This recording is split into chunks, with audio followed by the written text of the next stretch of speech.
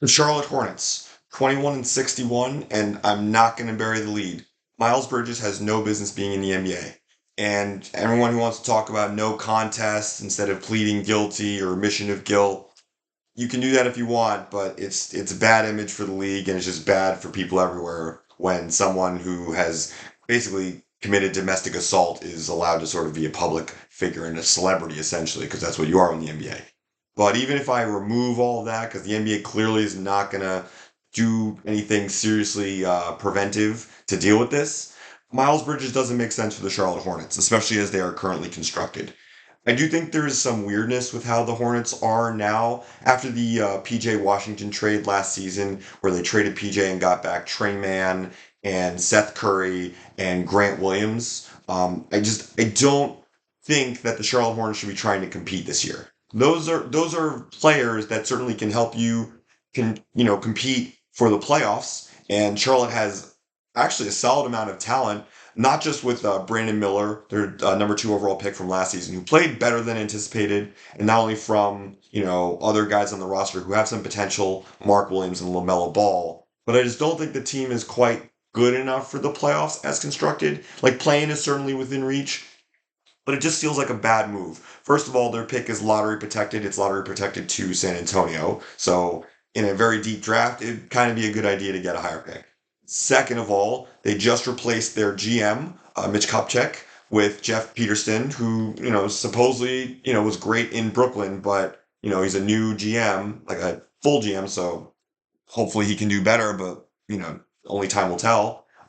They also replaced their head coach, Steve Clifford, with Charles Lee, who won titles as an assistant coach in Boston and Milwaukee. But again, this is a new guy. Like, do you really want to be trying to go to the playoffs with new coach, new GM, and just players that aren't quite ready? Like Brandon Miller, like he certainly could become an all-star someday.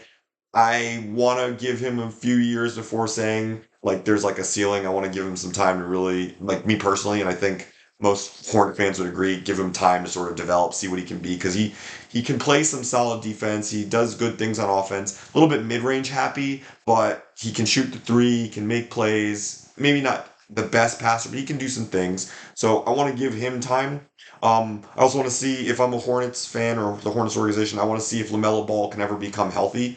LaMelo's only played 58 games in 2 seasons, and he certainly has the talent. And if you put LaMelo Ball and Brandon Miller together, you have a backcourt that's 6'7".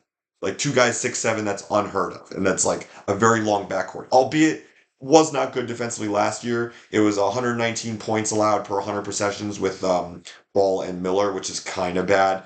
Hornets were also 29th in defense, 28th in offense. There's a lot of bad stuff with the Hornets last season. I'm not going to take away too much, given that the trade deadline kind of changed how they played, with Trey Mann playing decent after the trade and Grant Williams playing well. And I think there are those, like, the argument can be made to try and compete for a play-in because that's always good. Charlotte has not made the playoffs in 8 seasons, which is the longest drought in the NBA. But I think if you're really serious about Brandon Miller and he's been great, you want to figure out what you have with him and Ball. Figure out if you have to trade Ball, because that is a concern. He doesn't play good defense. He gets a little inefficient and flashy with the ball. So with the basketball, I should say.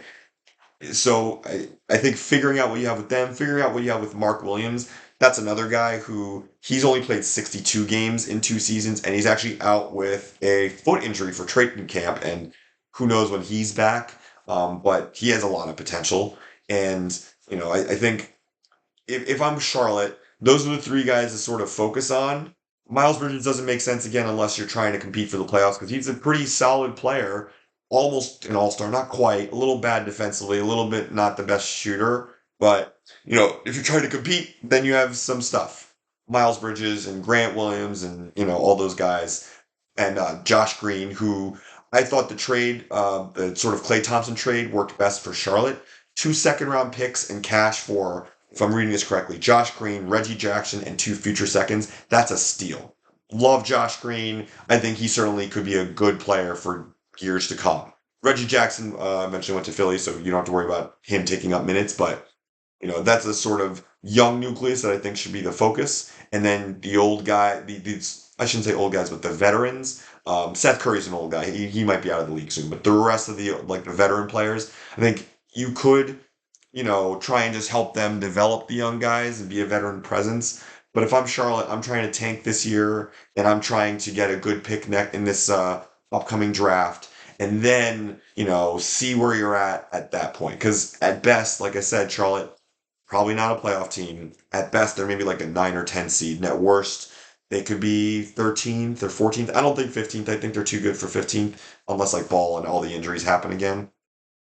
But I just, again, it's hard to really compete when you haven't been good defensively, you haven't stayed healthy with the roster as a whole, and there's sort of this culture of dysfunction that needs to be addressed. So give it a year, figure out if your coach is good, figure out your GM's good, figure out if your rookie from last year is now a sophomore is good, figure out if the guys you got in the trade are good, figure out if the guys who you know are good can stay healthy, and then try again next year.